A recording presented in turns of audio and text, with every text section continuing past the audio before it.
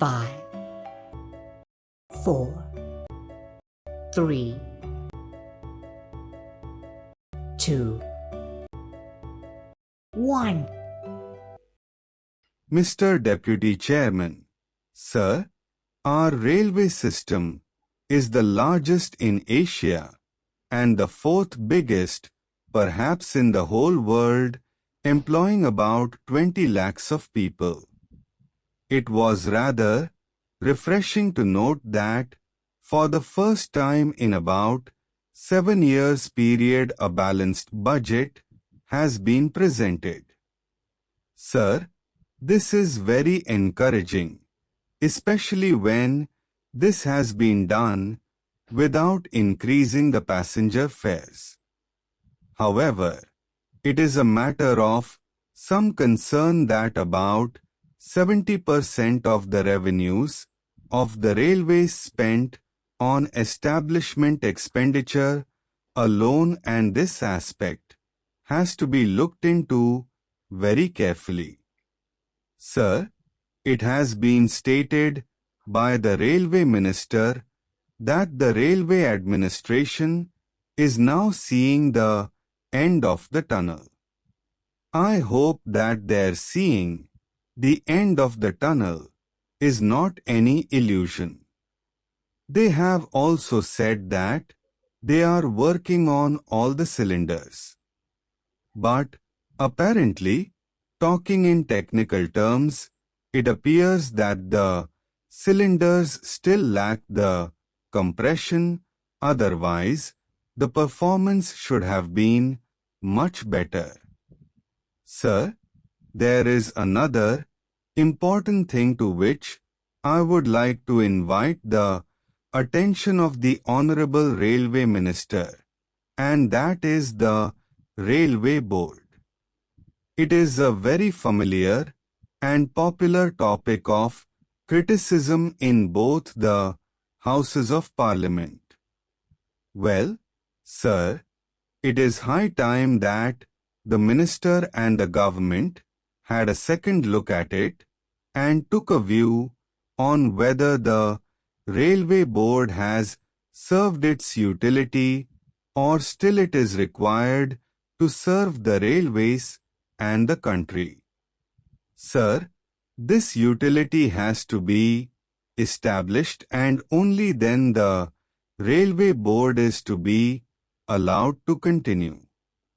Otherwise, we will have to agree that it is only a white elephant.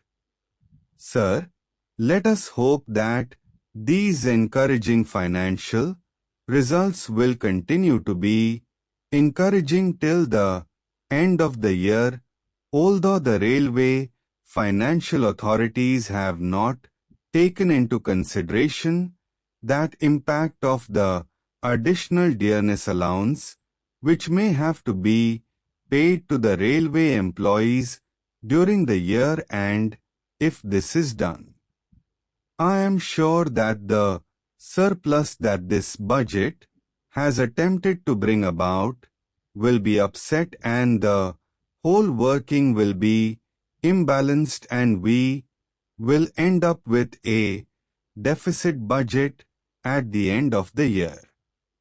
However, I am not very much despondent about this matter because the railways have been rather conservative in making their estimates of earning from freight and passenger traffic, and if our hopes of getting additional revenue materialize, I hope it would be possible to provide adequate cushion for the payment of the increased dearness allowance which may be given to the railway employees in due course. Sir, for improving the image and the working results of the railways, they will have to work very hard. It is too early to expect that the budget will not have any inflationary impact at all.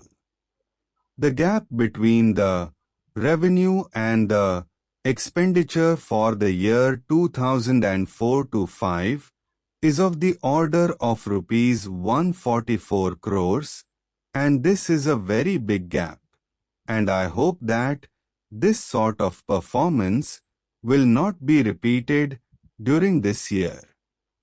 As things stand today, and if past performance is any indication, the prospect of any striking improvement in the efficiency and productivity of the railways is still very doubtful. Let us hope that this doubt will not materialize.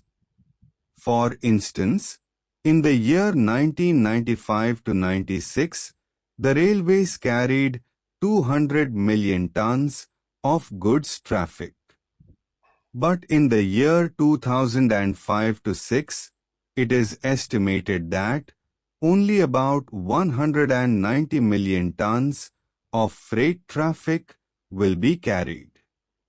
As against this decline in the amount of traffic carried, the employees increased from about 14 lakhs to 20 lakhs during this period, with the wage bill rising from rupees 350 crores to rupees 600 crores, besides enormous investments in modernizing the equipment, acquiring new assets, etc. Then, sir, the other phenomenon which I fail to understand is the employment opportunities for the minorities in the railways.